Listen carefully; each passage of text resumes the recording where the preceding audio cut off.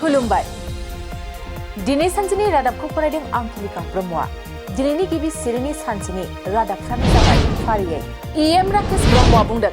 दाउ अमा आरो मोसौ फिनायखौ गावनि जिउआव थांना थानायनि राहा होननानै बुंदों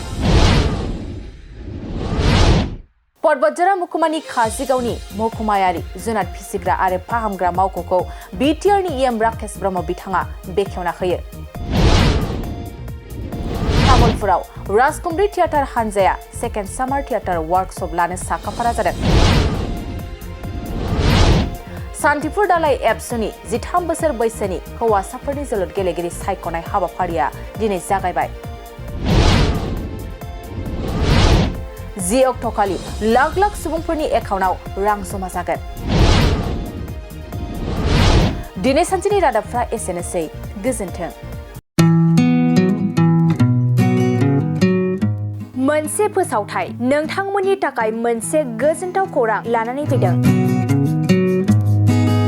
चिरां जिल्लानि सिङाव थानाय काजलगावनि सिफुं हटेलखौ गुवाहाटी नोगोरनि साखाथियाव थानाय सानसारियाव गोदानै मोनसे सिफुं हटेल ब्रान्च खुलिनाया नोंथांमोननि थाखाय गोजोनथाव खौरां लानानै फैदों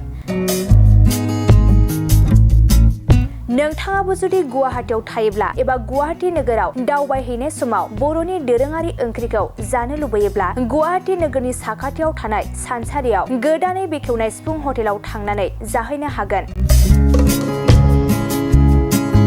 बे सिफुं हटेलाव नोंथाङा बाङाय बेसेनावनो बर'नि गोबां गुबुन गुबुन दोरोङारि जाग्रा ओंख्रिफोरखौ मोननो हागोन अनला दाउ सबाय दाउ अमाजों नारजि मैथा अमा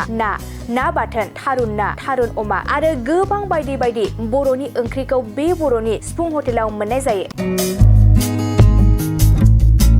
सोरबाफोर जुदि बे सिफुं हटेलाव बर'नि संनाय खावनायखौ जानो थाखाय सिगांग्रो अर्डार हरनोब्ला नैबे 9864747796 9954772037 जानबुं नम्बराव कल खालामनानै बुकिं खालामहरनो हागोन